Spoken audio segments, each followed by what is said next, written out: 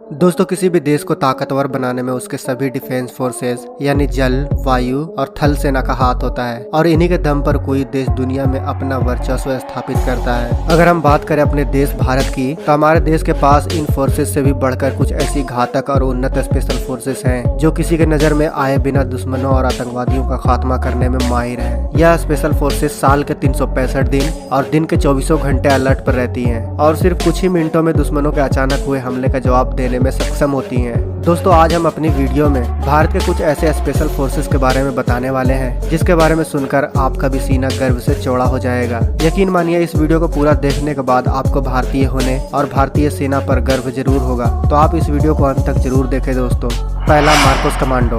Marcos commando या समुद्री commando भारतीय नौसेना की एक विशेष बल इकाई है जिसे 1987 में स्थापित किया गया था। मार्कोस का प्रशिक्षण इतना व्यापक होता है कि इनको आतंकवाद से लेकर नेवी ऑपरेशन और एंटी पायरेसी ऑपरेशन में भी इस्तेमाल किया जाता है। कुछ मामलों में तो इनको अमेरिका की नेवी सील से भी बेहतर माना जाता है। मार्कोस कमांडो बनना कितना कठिन है, आप इस बात से अंदाजा लगा लो कि 1000 सैनिक में से ही कोई एक मार्कोस कमांडो बन पाता है। यही वजह है कि इन कमांडो को भारत के सबसे खतरनाक कमांडो में गिना जाता है। इनसे किसी भी तरह के ऑपरेशन कराए जा सकते हैं, जबकि मरीन अर्थात पानी से जुड़ी ऑपरेशन में इन्हें महारत हासिल होती है। इस संगठन में शामिल होने के लिए भारतीय नौसेना के किसी भी कर्मचारी को पहले 3 दिवसीय शारीरिक टेस्ट और योग्यता परीक्षा से गुजरना होता है। एक मार्कोस कमांडो के रूप में प्रशिक्षित होने के लिए सिलेक्शन हासिल करना ही बहुत मुश्किल होता है। मार्कोस कमांडो बनने के लिए 20 साल के युवाओं का चयन किया जाता है। पूर्व प्रशिक्षण चयन प्रक्रिया में 3 दिवसीय शारीरिक फिटनेस और योग्यता परीक्षा शामिल होती है, जिसमें लगभग 80% आवेदकों को स्क्रीनिंग करके बाहर का रास्ता दिखा दिया जाता है। इसके बाद 5 सप्ताह का एक कठिन परीक्षा दौर शुरू होता है जो कि इतना कष्टकारी होता है जिसकी तुलना लोग नर्क से करते हैं। इस प्रक्रिया में ट्रेनी को सोने नहीं दिया जाता,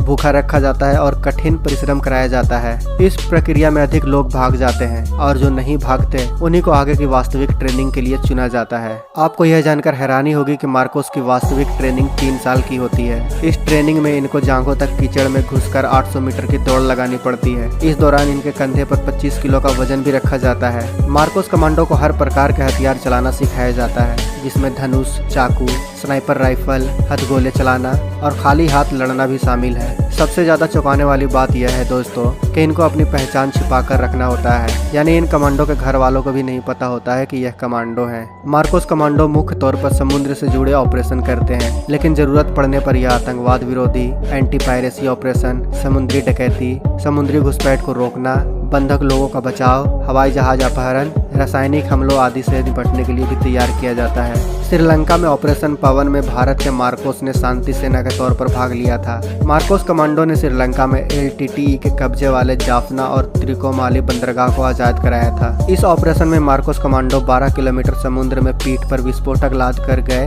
और जाफना बंदरगाह को उड़ा दिया था। LTTE के जवाबी कार्रवाई में एक भी मार्कोस घायल तक नहीं हुआ था। वहीं मालदीव में ऑपरेशन कैक्टस के अंतर्गत मालदीव में सत्ता पलटने की आतंकियों की कोशिश को नाकाम किया था इन मार्कोस कमांडो ने। वैसे ही कारगिल युद्ध में मार्कोस कमांडो ने भारतीय सेना को पाकिस्तान के इलाके में भेजने में मदद की थी और लड़ाई में बिना सामने आए पाकिस्तान को धूल चटा दिया था।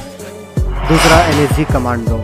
भारत के सबसे खतरनाक ब्लैक कैट कमांडो के बारे में आप में से सभी ने सुना ही होगा। प्रधानमंत्री से लेकर अन्य VVIP लोगों की सुरक्षा में ब्लैक कैट कमांडो को ही तैनात किया जाता है। इसके अलावा देश की सुरक्षा के लिए आतंकी हमले जैसे मुश्किल परिस्थिति में भी ब्लैक कैट कमांडो ही ऑपरेशन को अंजाम देते हैं। यह कमांडो सिर से लेकर पैर तक काले कपड़े में ढके रहते हैं, इसीलिए इन्हें ब्लैक कैट कमांडो कहा जाता है। नेशनल सिक्योरिटी गार्ड यानी NSG गृह मंत्रालय के तहत आने वाली 7 केंद्रीय सशस्त्र पुलिस बल में से एक है। हम आपको बता दें कि ब्लैक कैट कमांडो की सीधी भर्ती NSG में नहीं होती। इसकी ट्रेनिंग के लिए भारतीय सेना और अर्धसैनिक बलों के सर्वश्रेष्ठ जवानों को चुना जाता है। इसकी ट्रेनिंग बहुत कठिन होती है। बता दें कि NSG में चुने जाने वाले कमांडो में से 53% कमांडो भारतीय सेना से आते हैं, तो शेष 45% कमांडो CRPF, ITBP, RAS और BSF से आते हैं। एक कमांडो का चुनाव कई चरणों से होता है। सबसे पहले 1 हफ्ते की कठोर ट्रेनिंग दी जाती है। इस ट्रेनिंग में 80% सैनिक फेल हो जाते हैं और मात्र 15 से 20% सैनिक ही आखिरी दौड़ में पहुंचने में सफल हो पाते आते हैं। इसके बाद सफल हुए जवानों को 90 दिनों की कड़ी ट्रेनिंग दी जाती है। इसमें उन्हें हथियारों के साथ और बिना हथियारों के दुश्मनों के हमले से बचने और उन पर हमला करने की ट्रेनिंग दी जाती है।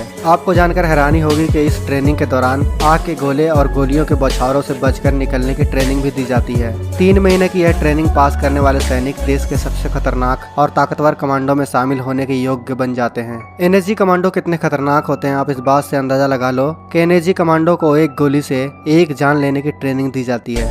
एनएसजी आंख बंद करके निशाना लगाने से लेकर अंधेरे में सटीक निशाना लगाने में माहिर होते हैं।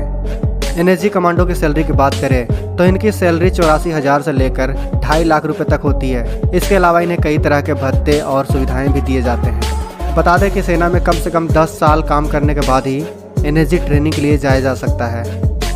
तीसरा, Garud commando. Garud commando force भारतीय वायुसेना की एक खास यूनिट है जिसे साल 2004 में तैयार किया गया था। इस यूनिट का मकसद भारतीय वायुसेना के संवेदनशील संस्थानों बेसेस की सुरक्षा करना है। इसके साथ ही साथ संघर्ष, आपदा प्रबंधन और शांति काल में भी यह कमांडो हर पल मुस्तैद रहते हैं। गरुड़ कमांडो इस समय United nation peace keeping operation के तहत कांगो में तैनात है। यह कमांडो फोर्स दुश्मनों द्वारा छुपा कर रखे गए हथियारों की खोज, रेस्क्यू ऑपरेशन में अग्रिम मोर्चे पर काम करना, दुश्मनों को मिसाइलों और रडारों पर नजर रखने जैसे कामों को अंजाम देती हैं। जम्मू कश्मीर में 2001 में एयरबेस पर एक के बाद एक 2 आतंकी हमलों की कोशिश हुई थी, जिसके बाद भारतीय वायुसेना को खास तरह के एक बल की जरूरत महसूस हुई जो अति संवेदनशील इलाकों की सुरक्षा कर सके। इसी मकसद को पूरा करने के लिए दिसंबर 2004 में गरुड़ कमांडो फोर्स का गठन किया गया। इसका पहला मकसद भारतीय वायुसेना के संस्थानों को आतंकी हमले से बचाना है।